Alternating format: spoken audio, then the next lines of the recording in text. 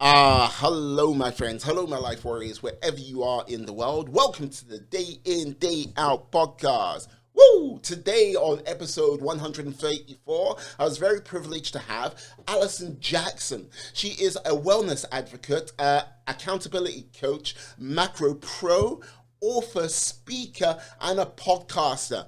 We talked about many things today. We talked about how she prepares for competitions with her sort of 13 and 26 weeks programs. We also talked about how she became an author, also her speaking gigs as well, and yeah, what her plans are for her business in the near future or in the future. But all in all, she is a very impish young lady, I'll have to say. And yeah, she might be part-time Lord with the amount of like the productivity she puts in on a day-to-day basis. So please sit back, enjoy the podcast, and yeah, have a great day and please subscribe. Anyway, enjoy the show.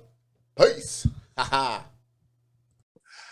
Hello, my friends. Hello, my life warriors, wherever you are in the world. Welcome to the Day In, Day Out podcast. Woo! Today, on episode 134, I have the immense pleasure of having Allison Jackson on. She is a wellness advocate, accessibility coach, macro pro. I'm going to have to ask you about that. Author, speaker, and podcaster. Yeah, she knows how to slay the day. And basically, I think she might be a time traveler. Yeah, do you have access to an old gentleman with a DeLorean by any chance? No. Yeah, the reason why I have to ask this, because oh my God, where do you get your time? Because look, I have to do some research and look over things. Look, you've got your coaching business, like yeah, Allison Jackson Fitness, and you work for KPMG, like yeah, quite high up in the realm of things. You got two kids, and yeah, you also basically you also train for competitions as well.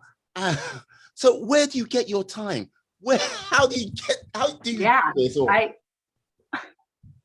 that's one of the most frequently asked questions that I get, right? And what do you it's like we all get the same 24 hours a day. It's what you do with it. So I'm huge on looking at different ways to be productive. Mm, But really it's just prioritizing, prioritizing what's most important. Some days family's always number one, but it really depends on what's going on at any given time. But yeah, I work full time, have a little, side business, coaching, and then compete, and then the family, and they all, it's very integrated. So my family's very supportive of everything I do. Work is very supportive of everything I do. So I have to say I'm very blessed in that I'm able to integrate everything very nicely. my God. Well, you know what? That's amazing that they can do that for you. But like this is the thing. Like there must be times where it's like, okay, How is this day, this week looking right now? It's like the kids have got like recitals and everything like this. I need to make a costume here. I need to make sure my husband's got this. I need to make sure this is going on for work. I need to make sure I got these programs going. And I still got to fit in a, a regimented program for a competition. Like, Yes. so I have to ask because like this is the thing. With regards to sort of female bodybuilding slash like sort of bikini, like Mhm. aesthetics and stuff like this. Now, I have a friend Kay. Like I met her in Cambridge about a year and a half ago. No, sorry, 2 years ago. And like basically, she came wandering into the gym. Like, hi. I was like, okay, hi, how you doing? And I think she was doing a bikini and aesthetics as well. And it was the sort of Mhm. beginning of her program where she was doing a 26-week program. What program do you do, a 26-week program or do you do a 13-week program? Which one is your sort of So when I first started in 2012, I was of the 12-week program, which is hard and does a lot of damage to your body because you're mm, trying to like drop as much weight in a short period of time. So now, as I get ready to compete this year, I am of the 26-week program. So the slower and steadier you take it off, the more likely it's body fat and the healthier it is. So I encourage people, if you are going to try to compete, go for the long-term 6-month plan versus a 3-month plan. Yeah, because like this is the thing, like it's not, from what I observed, it wasn't so much the sort of, okay, let me get into the gym and do the workout. What was the sort of tough thing for her? It was like, yeah, let's stick to the diet, like going from, 2,500 and then basically dropping it. I think it went down to 1,200 by the time competition came. Like, how do you cope with that? Yeah, that I'd have to say is the hardest part. So I used to be a big marathon runner, and it was just like, oh, just get your miles in and then you're good. When you compete in bodybuilding, it's a 24-hour a day, 7-day a week. Like, when do I eat? What do I eat? Do I have enough water? Did I work out? It's really more holistic, looking at the whole package of diet, exercise, mindset. So yeah, that's what I would say is the biggest struggle is the eating, right? Because everything revolves around food, whether it's getting together with your family, celebrating. It's all about the food, and really the diet is 90% of the equation. So once you dial in the diet, I mean, the workouts obviously you need and they're important, but really it's what you're eating. Yeah, no, like this is like marathon run. I'm gonna have to talk to you about that as well because yeah, yeah, like so like with that, was it a case of you went, okay, I'm gonna eat like rice, broccoli, and chicken like day in, day out for the next like at the beginning 12 weeks? Or was it a case of, okay, like I can't just do the broccoli, rice, chicken because that would drive me mad. And like my kids would look at me like, why do you only eat this? It's like, what's wrong Yes, with you? yes. And when I did that original 12-week program, that's what it was focused on. And I was like, oh my gosh, I'm never doing this again. This is miserable. But now, and it's funny because you alluded to it in the beginning when you said Macro Pro, I track macronutrients, which is your protein, carbs, and fat. The beauty of that is you can eat more, a variety of foods as long as it fits in those, those categories. So yeah, you do end up cutting your calories, but you have so many more options in terms of lean proteins and vegetables, and really getting an understanding of what you're eating and how it impacts your body. Yeah, I can imagine, because like this is one of the things like I think that's where people just, their knowledge sort of fades away because they go, oh yeah, you do this, you do that, but they don't sort of like take an account of what goes into it. And one of the things I think is seen as a bit of a taboo in some circles is the whole counting and tracking your calories, if you get what I mean.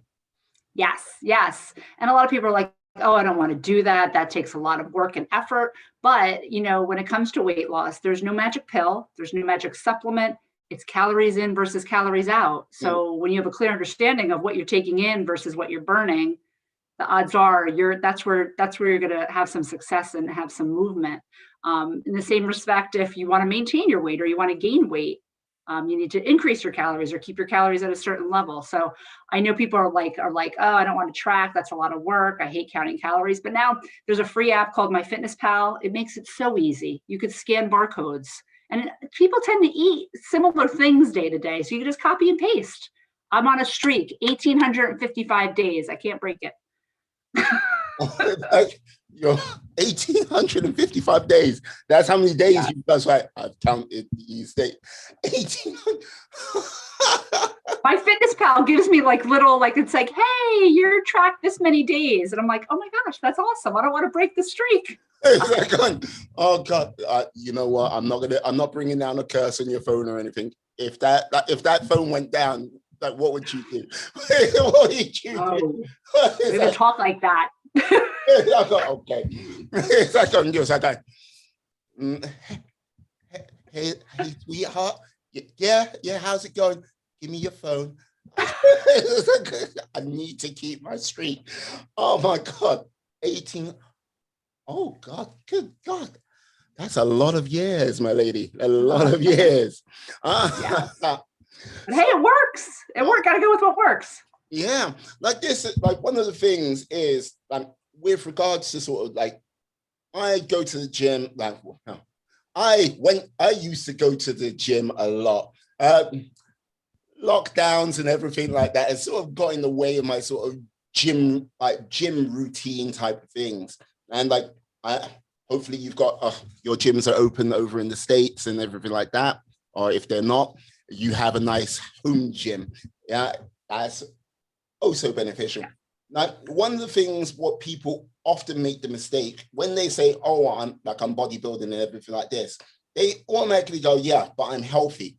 But I don't like. It's not the case in my opinion. It's like, oh, okay, yeah, you lift this weight, you do this, run 2 miles. Let's see what happens. Well, let's see what your heart rate's like and everything like this.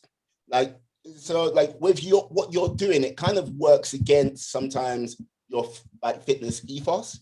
Would I be right in saying that? Yeah, and I think it's important to, like you're saying, look at it holistically. So it's not just the weight training. You have to make sure you have at least a little bit of cardio in there for heart health, as well as using it as a tool for fat loss.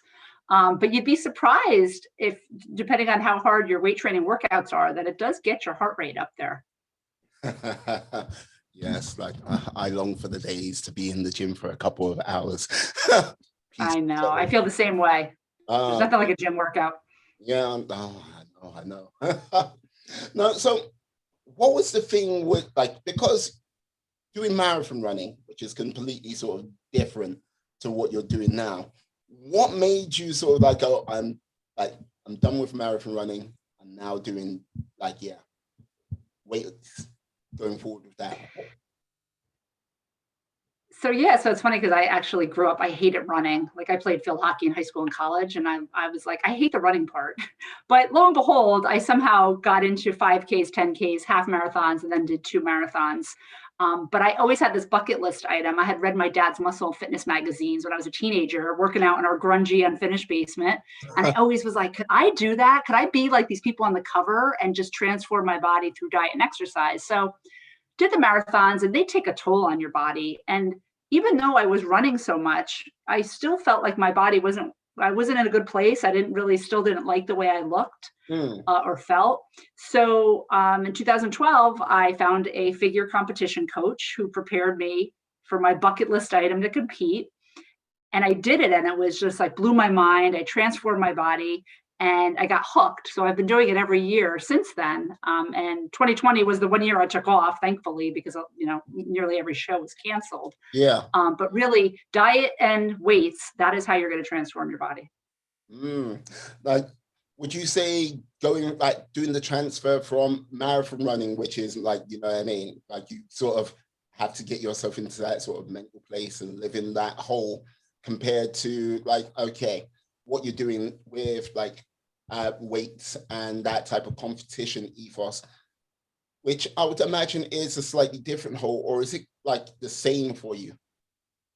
No, I think it's completely different. So, like I mentioned with marathon running, I was like, oh, just got to get my miles in. And it is like a lot of hours. Once you get into like 18 miles, 20 miles, you're looking at like 3 hours of running and taking that time away from your family. Whereas the major switch is really that 24/7 aspect, and looking at all the aspects of your life and getting the training in, making sure your diet's, in check. Making sure, and then you have to practice posing. There's a lot of details and work and preparation that go into competitions before you're able to get on stage. I mean, everything from posing to tanning, and you have to make sure your hair and makeup is done. It's like bodybuilding meets beauty pageant, right? There's just a lot that goes into it. Yeah, no, because like this is the thing with myself. Like I've been, over the last few months, I've been up in my sort of running, being sort of on a sort of 20-mile a day sort of mission for most days. Today was the only sort of day I did 15 because I had a lot sort of scheduled in for today. But like when I'm doing the running, it's like, yeah, I don't know. I think for myself, it turns into a bit of a sort of meditation thing where I kind of like just there, like pounding, like feet pounding on the pavement, and I'm not even trying to think about what I'm having to do for the rest of the day. It's just like, yes, just isolation, bam. And I think it's really helped me over the last few months sort of keep my sanity while being put in these four walls, if you get what I mean. Yeah, I have heard that repetitive things like running, biking, Mm. where, and I remember even that when I was in training, like your mind just goes into different places and it is very meditative. And you're like, you forget where you even are in the moment and you're just enjoying being outside. So yeah, I would definitely agree. It's just a great way, the endorphins and a great way to clear your head. Yeah. Like with regards to sort of the sort of day-to-day challenges with like your whole sort of training, what have you found like has been the sort of greatest challenge for you personally? So I would say obviously the pandemic and closing down all the gyms. I do have a home gym that's fairly, I mean, it's not gym quality. I mean, my equipment's like 10 years old, and I'm limited in how much weight I have. So it's really being able to challenge myself, making sure I'm getting that good workout and really pushing myself. And you really need a certain amount of self-motivation, similar to marathons, but I think in a different regard because like I said, the mindset is so important because a lot of women and men that get into this have body image issues, have eating disorders. So it's really having that strong mindset and not getting sucked into the number on the scale or how you look when you're competing versus how you look in the off season. Because so for me, it's a 15-pound difference. So Hmm. being okay with that, I think is really critical. Yeah, no, because like this is like one of the things I often find when you say about the body image, like when I look at sort of social media, and because I kind of have more sort of insight into the sort of reality of it all, because there are some people that goes, oh, that person looks like that 365 days a year. And you like go, no, no, no, they can't, because if like being that lean and doing that type of work, they would they would eventually die because you can't actually maintain that, or they would wither away to like being much smaller. But I don't think people actually, if they don't know, they don't really want to get that sort of message. They just like, no, no, no, that's what they look like all the time. Like it's like, yeah, take a look at like, okay, celebrity, what comes to mind? Jason Momoa, like when he's like before, like when he's about to do a movie and when he's finished that movie, it's a night and day difference. Yes, yeah, I think a lot of people don't realize that. To your point, they think people are constantly walking around with six-pack abs and shredded and vascular, and that just isn't sustainable. I mean, it's fine for the short term. So, for instance, I'm doing 5 shows between August to October. So, staying that lean for that amount of time, I need to take another year off to build back up and get my body, to a healthy, especially for women, a healthy percentage of body fat. And what I don't think people realize either is, which I'm going to do a podcast on it, like the things that you don't realize. When you have that low body fat, you're freezing constantly. So it could be 90 degrees out. And I'm like constantly cold, constantly drinking hot tea, hot soup in like the middle of summer. The sleep is hard. You don't sleep as well. You're in a low carb fog. Mm. There are a lot of negatives that I think people, they just look and see, oh my God, he looks so great in a bikini. But it's like, yeah, there's a lot that goes with it that you don't want to stay there. Yeah, no, I can imagine. And look, plus, winter time in New Jersey, that's gonna be tasty. Oh yeah, it's like oh, tasty. It's like yeah, I can just picture it now. Like there's a picture of like when a cat puts a paw on the snow and just like simply like nope. Oh, That's like nope. not today. You guys can go off to school, work by yourselves. You're old enough. You're old enough. We're 7. You're good. Yeah, go, fend for yourselves. Love it. I love Yeah. it. So, that is a long time to stay lean for. Basically, from September. Did you say to like November? So my first show is August 28th. Oh My God. last Okay. show, my last show is October 24th. Okay. Yeah. So that's like a good, September. There's like good 2 months of staying that lean. Mm, mm. Yeah. No. I can do that. I can do that. Look, I like going to the gym, but there's also one thing I also like as much. I like my food. That's like I have a seafood diet. I see it. Yes. It perishes in Eat front of it. you. Yes. That's my favorite saying. That is my favorite saying. Yeah. Now I have to ask. Now, look, I love the fact that you've like been keeping yourself busy on all of that side of things with regards to your fitness, like performing, like going into competition. But now, what made you like go into like starting up your own business 10 years ago? Oh, like, yeah, what was that sort of like, you know what? Fitness is going to be my side hustle and I'm going to help the world.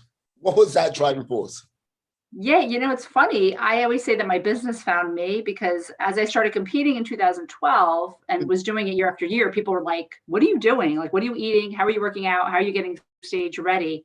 And like I mentioned, I had a figure prep coach, and people were like, "You should coach," and I was like, "What?" Yeah. I was like, "That's crazy." So in 2000, I want to say 16, actually, is when I started coaching some friends, and then it just started growing and evolving. And now, since that time, it's evolved into speaking. So now, like at KPMG, I'm constantly doing speaking, like wellness events for different groups, like women's networking groups. So it's really, I just actually booked an event at like a retreat, like a wellness retreat. So it's just keeps evolving and turning into this just amazing thing. And to that point, it's just like I've never realized how passionate I was about teaching and talking about fitness and what's worked for me and hopefully what will work for other people. Wow. Okay. Okay. So with that, like, I have to once again, I have to ask challenges you've like faced setting this up because it like people coming to you going, you should do this, you should do that. It's one of those things where you hear that, but getting that start, getting it all going, and the sort of unforeseen things which come up. What were some of those unforeseen things? So in terms of business wise, Yeah. yeah. So I think starting out, just you're everything, right? If you're starting a business, you are the marketing person, you're the bookkeeper, there's so many hats you have to wear as an entrepreneur, Mm. which I that's interesting to me. Like I learn it, like learning all those different aspects, but I think people think that you just coach. That's all you do is just coach people, which wouldn't that be nice? Mm. But it's like, well, how do you get clients? How do you build relationships and build that trust? And then there's social media. And so there's just a lot of pieces. And I think it's one of the things is not getting overwhelmed, not feeling like you have to do everything tomorrow. Being able to just grow and take those baby steps and be in it for the long haul, right? If someone would have said, yeah, like I started this whatever 5 or 6 years ago, I'm like, I would never in a million years would have been like, I'm a Gemini, so I'll be like, a year is good, and then I'm done. But it's just when you find what you're passionate about, and that feels like second nature to you, it's not like work, right? It's just I think my dad used to say, do what you love, and you'll never work a day in your life. So that's definitely how I feel. Yeah, like when I hear that, like I smile because I used to believe that as well. That's like, yeah, do what you love and you never work a day in your life. Yeah. It's like, like especially if you're on the sort of entrepreneurial like path, yeah. What is a 10-hour day? What is a 12-hour day? Like what is like you're like yeah. And look, especially when you're doing with like a full-time job, what is a 14-hour day or maybe more? It's like, so I kind of have to always smile because it's like, yeah, true, but no. And I should caveat that with like 80% of the time, I'm like, yes, I love this. This is great. There is that 20% when some days I wake up, I'm like, what the hell am I doing? Like, I don't want to do this anymore. Yeah, just like, yeah, someone goes to your website. It's like your website's just an image of fire. I have left the building. I am done. But I I really don't want to do this anymore. Nope. Just like, yeah, basically like the Joker, like blowing up that hospital. You're just like, so he's just like, yeah. Just like, yeah. Totally. So I definitely have those days, and it's like, yeah, I got to pick up your bootstraps, and it's like, all right, remember, like I said, my mission is to inspire people to prioritize their health and wellness. So that's what I try to always come back to, is that mission. Yeah, like this is thing, like when like everyone, I think, needs to have some type of mission or purpose in life, because when that kind of thing is missing, that's when I find we all drift. And that's when you like go, yeah, where did the year go? Where did 2 years go? And like when you're in that sort of downward spiral, it's difficult to sort of get out of it. And I think some people have really sort of felt that over the last year to like date, because yeah, everyone's sort of plan A went out of the window. Like, what did you find a plan B? Like, because what was your plan B when everything kicked off on the globe? Yeah. So, obviously it's a shock as it is to anybody, right? All of a sudden you're in a global pandemic. And since my business is virtual, it actually picked up like more than I had expected. So I was like, oh my gosh, and people needed to hear like what to do at home, how to eat at home, how to, juggle everything for especially for women who are trying to teach their kids and work and prepare meals and all that. So I was very surprised by that. But at the same time, I had a lot of free time on my hands. I was like, so I actually did something that I had wanted to do for years, which is pursue my yoga teacher certification.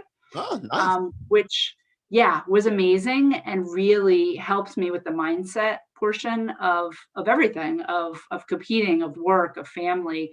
And I think the biggest takeaway was around being a good friend to yourself. And I think I'm a type A driven, competitive person. And it was like, watch how much you're taking on. Like, would you look at a friend and be like, yeah, take more on. Yeah, do more stuff. So I think it was really taking a step back and having grace with myself and being like, it's okay. You don't have to do everything all the time. So it's definitely a great experience. But yeah, to your point about pivoting, just, I think, everybody calls it like the great pause, to really kind of do some inner reflection. And like with your now being a qualified yogi, your certification, is it going to be like a case of you're going to like, okay, do classes online or basically have people in? Well, maybe not people in when that can ever happen again. It's like, yeah, it's like. So I actually do every Sunday morning, I do a free yoga class. I just enjoy it. It's just like for friends and family. I just enjoy it. I like doing it. I'm actually in the talks with the school I graduated from. They're doing stand-up paddleboard yoga at local pools. So I might do that over the summer, which I'm really excited about because that's something I've kind of always wanted to do. But I try to look at yoga as more just fun, enjoyment, versus, am I going to turn this into a new career or, a business? I just find it so beneficial. Yeah, no, I've heard of hot yoga. I've heard of goat yoga. Ridiculous concept. Yes. But like paddleboard yoga, how does that work? Yeah, you have to balance on a paddleboard in the pool and do yoga poses on it. I did it once on vacation and it's so much fun. Right. I imagine that must be quite intense on your core. Yeah. Oh. It's like going. I'm excited. I have now become a little bit scared of you because look, deep down I can see in your eyes, there's a little bit of a sadist, which always hides in every single coach or personal trainer's eyes. Whereas I go, hey, come, just join our class. Yeah, it's easy. You have fun. It'll be fun. It's like, yeah, no stress. It's okay. It'll be fine. When you get them, you fool, you signed up for this. You're like, you paid. Your money's in the bank account. You can't get a refund. Now, time for suffering. Not at all. Me, never. No. Mm-hmm. I'd like your husband to come in and like say, like, back you up on that. It's like, verify. Goodbye. Yeah. It's like, why are you blinking like that? Shut up, man. I'm it's like, I'll stay married. Wow. There you go. Yeah. So funny. So with that, like, was it a case, like you've got your yoga qualification, was there any sort of, like you said your business went up with the realms of activity, like did you find you had to sort of take people on to help with the capacity increase, or was it just like, you know what, I'm handling this? A little of both. So I did do a lot myself, but I have brought on some help. So folks just help me keep my website going, get organized when I do different launches, help me with that stuff. So I think that's really important as an entrepreneur, knowing when to bring in help, right? Because you can't do it all. Yes. And it's nice because you get that like different perspectives, which I think is helpful. Sometimes it is lonely, like being a one person show. So no, I've really enjoyed kind of getting that extra help, extra hands, and it definitely is so beneficial, and not just for the business, just for me personally, even. Yeah, I think that's a bit of the entrepreneurial curse, especially when someone sort of starts out, it's their first business, because it is a very personal thing. It's like having your own, like a new addition to the family, your own child, and like anyone who tries messing with it, you'll cut them quick and cut them hard. It's like yes. I'm from Jersey. Well, yes, I know. I'm from the UK, the land of dragons. Wizardry. Oh yes, it's a wonderful wizarding world. But yeah, as I was saying, it's one of the curses they fall into because they feel they've got to do it all themselves. They start doing it all themselves, and that sort of opportunity for a business to grow or become something else, they're so caught up with just doing it all that just freeing up maybe an hour or two by handing it off to someone else could help them like exponentially. Like when you've like sort of started up, like when did you have these sort of moments where you're like, come on now, I need to sort of get that help in? So I think it's really looking at the tasks at hand and saying, is this something I really need to be doing? Like is this my zone of genius, or is this something that I could bring somebody in that could do it better, faster, quicker than me? And really differentiating where you add the most value in your business. So obviously creating presentations, doing the talks, creating content, that's all me. But like someone updating my website or following up with podcast guests or posting to social media for me, I think that's where it's just like being able to release a little bit of control, and obviously enlisting people that you trust and that you vet it. I think is really important. But yeah, I'd say looking where you add the most value and really leaning into that. And like leaning into that value, which are like key important things, and like like trying to bring that value to other people. So like if you had to say to a person who was like, yes, I want to get my business started up, maybe in the fitness niche, like apart from like say, don't do it, it's madness. Like what would you say to them? What would you say to this person to like going forward? Yeah, I would say to make sure that, it's a saturated market. There are a ton of fitness influencers and health and nutrition coaches and personal trainers. So really understanding who you serve and what differentiates you, I think is so key. And then making sure that comes out in your marketing and when you talk to people, really making yourself stand apart from others, I think is so important, because it is like a sea of, you don't know what to believe. And this one's saying that. And and then understanding their backgrounds too. Where do they come from? Some people compete once and it's like, well, I'm a health coach. So I love those people. Yeah, no, like this is the thing. As you say, it is a sea, and I can imagine, especially with the realms of it all. There is, how can I put it? There is a lot of BS information which comes out of many of these people. It's like, and like trying to sort of cut through to the sort of, I mean, the truth must be frustrating for you on a sort of daily basis when you see all of this coming out on like every day. Like, what do you do to sort of like, hey, you know what? How do you combat that? Yeah, I actually on Wednesdays, my social media every Wednesday is fitness myth busting. And so I just go, I just take people reaching out to me with like the craziness, and I'll use it for content. Yeah. But it is important it's important to do your research and check people and check information and understand what's coming out, because everything's so sensationalized, right? It's like, oh, keto, keto, keto, or this detox, or Mm. Whole30. Every week there's a new diet, a new trend.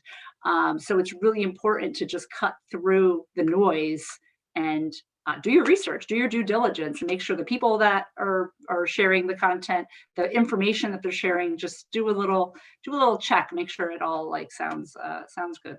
Yes, and don't believe get like ripped abs in 7 days or 10 days. Like, yes, lose 10 pounds in like 1 week. Yeah. Yes. And detox. Let's detox tea, detox pills. I'm like, that's not a thing. No. Because like back in the day, like before I before I knew better, one of the things I used to love watching, basically The Biggest Loser. Yes. I watched that like obsessed fiend, like for the like 26 weeks it was on, like 26 weeks on. I was glued to my TV. Like just say I managed to acquire it because it wasn't broadcast here in the UK. I acquired it by means. I'm not saying nothing else.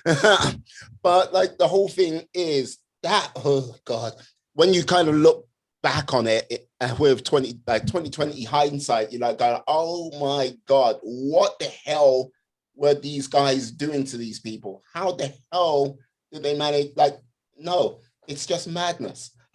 Madness. And a lot of them gained it back and then some. Oh yeah.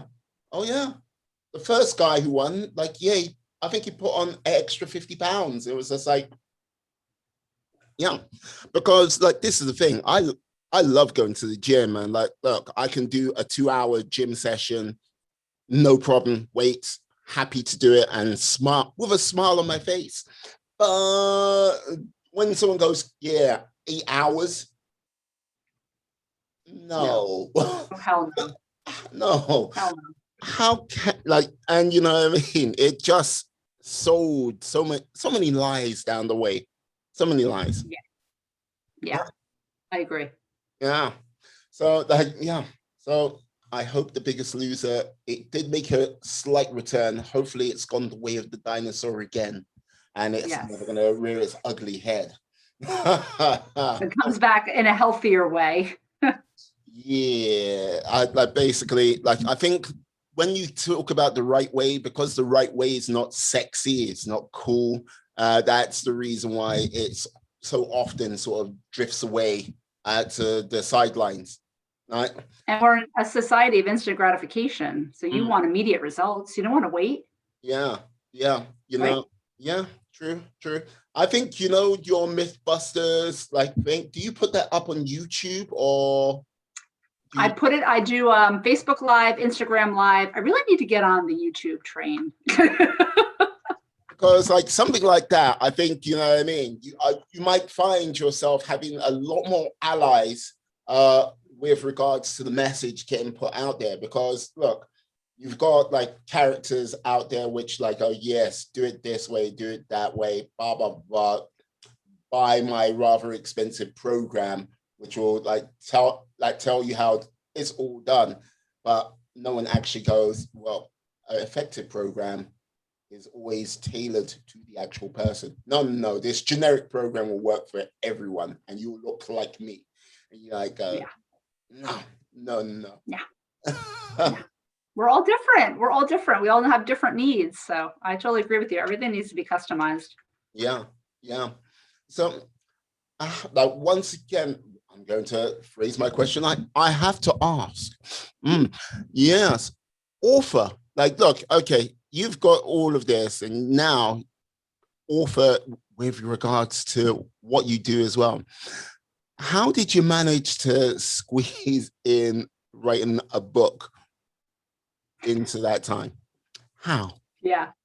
Yeah, I wonder that myself. And it's funny, my book launch was literally like the last weekend there was any like in-person events before the giant, shutdown. So my book is based on my 8-week coaching program. And what I did was I took all my blog posts from throughout the years, from competing, recipe, everything, and I just culled it into a book. And it was, I want to say it was a fun experience. It was a learning experience. I'll put it that way. So it's, hiring a designer and an editor and iterations and getting it on Amazon and all that fun stuff. But it was, I'm glad I did it. I'm very proud of it. And I'm actually contemplating doing another book, if you could believe it. But yeah, so that's how the book came together. So that was another bucket list item. I want to be a published author. So boom, there it is. Right. Like, it's okay. Like, that's the second time you've mentioned a bucket list. What is, like, can I ask what other things are on your bucket list? If not too personal, like, have like locking up Jason Momoa, just like, yes, I'm sometime. Just like going, or Chris Evans going, it's gonna be a fun time. Like, no, but no, what is on your bucket list? There's nothing too personal. It's a lot of travel. So like going to Australia, going to Greece. So a lot of like big trips, which a couple of those were canceled during the pandemic. So a couple of them were booked, go and see the Grand Canyon, different things like that. And then just terms of like personal kind of accomplishments, I've always wanted to be, this has been since I was young. I want to be on the cover of like a fitness magazine. Like that's like a bucket list item of mine. Don't ask me why. People probably don't even read hardcover magazines that much anymore. But that's a bucket list item. Being able to be able to take my business, and that's my full-time work, right? That's another goal eventually. Once my kids are out of college, I got college coming. But that's another bucket list item. Have a self-sustaining business. So yeah, those are a couple of them. Yeah, okay. Because I was going to ask, because it's been a side hustle for 10 years. And like, yeah, it's grown and grown, and it's had like a healthy dose of a boost last year. Like, what do you think would be the time when you're like, oh, you know what? My business is strong enough to sort of carry me to that next level. You think that's going to happen in KPMG? Don't listen to this bit. Just shut this part off. It's just me and you, no one else. Yeah. It's going to be happy. It's like, Yes. Like, would you like it to happen, say, in like 4 or 5 years' time? Like, what do you think? I'm definitely looking at like a 3 to 5 year time frame. So my youngest is 14, my oldest is 17. So at that point, I'll have a better idea of college. So that's what I'm hoping for. I see. Right. You're like, KPMG, I've got to get my kids through college. Yes. And I have to say, I love KPMG. I do love my job. I've been in corporate communications for 20 years. That's what I do at KPMG. So yeah, no, it's been a blessing for sure. Well, yeah, I imagine like that ties in quite well with like all sort of aspects of what you've got to do on a day-to-day basis. Because like, like doing a fitness program is one bit of it. Then you mentioned like with the book, like bringing all your blog pieces together to put it into a book, then basically being able to do that communications for like, social media here, there, and everywhere, except YouTube. A lot more. So I imagine it's been a tremendous asset for you. Yeah. So it's like an unexpected asset, right? Like obviously when I was going through college and grad school, I never imagined like I would be, having a fitness business. So yeah, it definitely has, the speaking, the writing, the building relationships, networking, it definitely has helped. Yeah. So like with regards to the speaking, you mentioned it before it started, like KPMG asked you to speak at their wellness events and everything like that. Have you been speaking out in other events apart from KPMG, or like how have people been like, hey, we need you to speak at this event? How have they been finding you? Yeah, so through social media, surprisingly. So I just did a presentation actually yesterday with the CEO of YWCA. Yeah. We did like a Facebook Live talking about healthy eating and how to get around picky eaters when you have children. So it's really word of mouth, social media. It's really been helpful. And then over the summer, I'm doing a wellness retreat at a local like destination spa. So I'm going to be speaking there as well. So it's just super fun. It's just kind of like all keeps kind of snowballing. Mm, mm. Yeah, I can imagine. I can imagine. So, what has been the sort of most interesting place you've had a speaking event at? It would have to be KPMG. So I actually spoke at an event with over 1,300 of our professionals talking about mindfulness, mindset, and meditation, and how those can benefit you and build your resilience during these crazy times. Mm, excellent, excellent. And where did you get the saying "slay all day"? On my favorite shirt, you probably saw it on one of my pictures. But that's always been a motto of mine, especially on Mondays. Mondays, you slay the day. But I always say that the day you schedule the day, or the day schedules you. So it's all about slaying the day.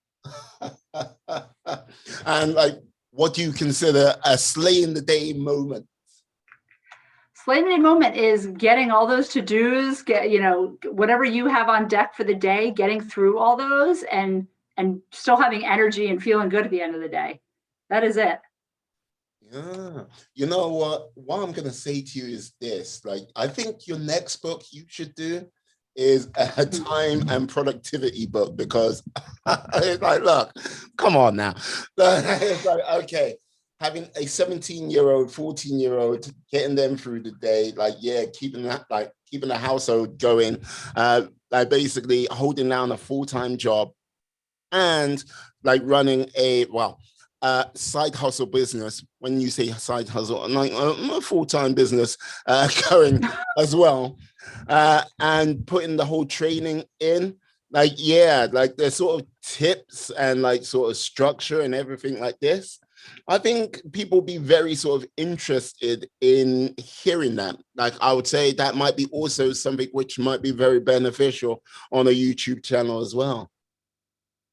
I like that. I think that's funny because I'm a closet productivity nerd. So I'm always looking at how to do things better, faster, cheaper. Uh-huh. Uh, so that might be part of why I could fit so much in, right? Right? Maybe. Maybe. Are you a minimalist at heart? I try to be. I live with some people that are not minimalists. It's like, why is there so much stuff in this house? For the love of God, pick up. Yes. Yes. Why do we need this? Why do we need multiples of these? Well, because that was from 5 years ago. This is from 3 years ago. And this is the new one. It's like a collection. No. Yeah. I wish I could be more of a minimalist, but yeah. Yeah. So when did you start your podcast? I started it last year. I actually just celebrated a 1-year anniversary. So I launched it during the pandemic, because that's a better time than ever. Oh, yeah. But yeah, last March I launched it. And I'm on episode, I think I'm coming up on episode 60. Nice. Like, yes, because the sort of the sort of typical thing is 5 and quit. Like, you know what I mean? Like episode 60. Wow. Like, what have you found like to be sort of different about podcasting to other mediums, would you say? Yeah. So I'm pleasantly surprised at how much fun it is. So I love meeting people like you on my podcast. And then I do solos, and surprisingly, the solo episodes get a lot more listens than the interview episodes, which I thought was fascinating. And then I use Anchor as my platform, but it's really kind of been fun to go through like the whole editing process and understanding how that all works and comes together and doing show notes. And so it's been a lot more fun than I expected. And I love just like having great conversations with people, right? I mean, that's like the best part, and meeting really interesting people. Well, I'm glad you're meeting these interesting people out there. Yes. Yeah. See, I've educated you slightly on the lives and times of things in the UK before the podcast. Yes, and anyone else out there, look, if you come to the UK, yeah, it is sunny occasionally. We do not have like pea super fogs anymore. I was shocked. Yes, I know.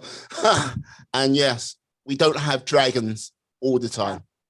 So Harry Potter is not a documentary. I did not know that. No, it's not a documentary. Yeah, that's right. That's what we tell the muggles. I mean, yes. I love it. With you say your solo episodes get more traction. Like, why do you think that might be? Probably because I'm sharing information maybe people are interested in. So like why I'm obsessed with protein, why you need to get enough protein in your diet. I do book reviews. So any books that I found have been really valuable to me, I'll do a short book review and share like what I've learned, why you might want to read it. So I think that might be why, but I'm still kind of blows my mind because I thought people would be drawn to like the other people I'm bringing on, right?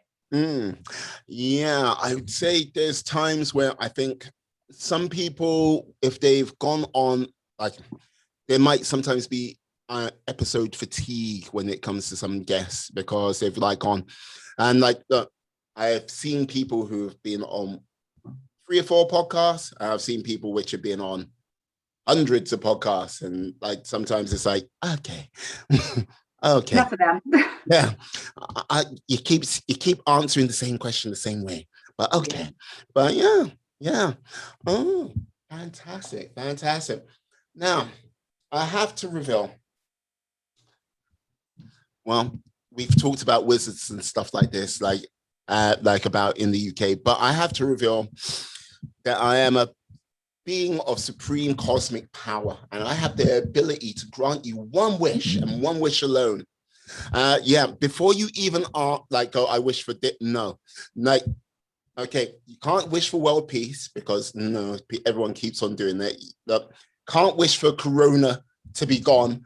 Look, we had to do a power brokerage thing with Dolly Parton, and like, look, there's only one power which is either greater or equal to, and I am not gonna broker a deal with Beyonce. That is just too much paperwork.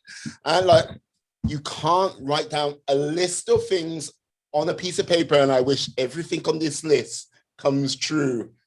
Now, I can't wish for a million more wishes. No. It's like, oh, good grief. Look, yeah, there's always one. And you know what? Yeah. She happens to be from Jersey. I figured that would be the case. I knew it. Yeah, I knew it. Yeah. And you can't wish for a million or a billion or a trillion or infinity wishes as well. What would be your one wish? What would be my one wish? And I can't have world peace or a million other wishes. It would be, obviously I want health and happiness for my family, but it would be like that my business takes off and I'm able to inspire more people and help people get healthy and fit and prioritize their self-care. I think that's a huge one. I feel like people don't take care of themselves. So they might work out and eat right, but really being a good friend to yourself, that prioritizing that self-care and not feeling guilty about it, I think is something that would be my wish. Fantastic. Like in the email, in the email I sent you, there was a book you mentioned in that email as one of your favorite books. What was the name of that book? Ooh, I'm going to say it was The Gratitude Diaries. Was it that book? No. The Compound Effect? Yes, there you go. That's the one I just did a release it today on my podcast. So The Compound Effect is a book by Darren Hardy that I just read. And it's funny, it goes to your point about how do you fit so much in a day. And it talks about the little things that you do each day build to those bigger goals that you're trying to reach. So if it's a business, if you dedicate, it doesn't have to be 3 hours a day. Maybe it's a half hour each day to make that progress. Or working out. You don't have to work out an hour. Maybe you work out 20 minutes. But it's those little steps, right? Progress, not perfection. So the book is awesome. Highly recommend it. listen to the podcast to get a little like brief summary. But yeah, that's a good one. Have you read that one? I haven't read that book yet, but I haven't read that book yet, but it's the second time someone's mentioned it. And yes, if like when someone says something once, you're like, okay. When someone says something twice, start to pay attention. If it comes up a third time and you haven't acted, you should have acted like the time before. So I can see that making its way to me on audio at some point. I'm sure there is an audio copy of the book. I'm sure. Yes. Yes. So, yeah. So, got to say, you have been a very entertaining guest. Like maybe, yes. Thank you. Yes, maybe a like little dark secret here and there, and a little bit, how can I say, impish at heart. It's like, yeah. But yeah. So what would you say the next 18 months holds for you, my lady? Ooh, the next 18 months. Ooh, that's fun. In 18 months, I'm hoping to do more speaking, grow my business. I will have a senior in high school getting ready to graduate and go off to college. So I'm like, as my heart, like, my baby boy. So it's going to be an exciting time for him. I think it's going to be a little, emotional for me. I'm hoping the world is somewhat back to normal as much as we can be. But yeah, I think the next 18 months are going to be awesome. Excellent. Does he know which college he wants to go to? We're going through that right now. So right now he's taking his SATs. He's starting to figure out what he wants. So I'm like, please be close to home. It'll be a yes and no thing. Like if he stays in state, yeah, it'll be a yes and no thing. If he goes across into New York, hey, he can have a good time in Newport. Yeah. Have a good time in Newport. That's what I got to say. Yeah. There you go. Yes. Good to know. Yes, indeed. Indeed. On that note, I'm going to say yes. Can you tell the lovely people how they can find you out there, my lady? Yes, absolutely. So you can visit me at www.allisonjacksonfitness.com. Follow me on social media at Allison Jackson Fitness. Would love to connect with people. Instagram, Facebook, LinkedIn. I'm everywhere.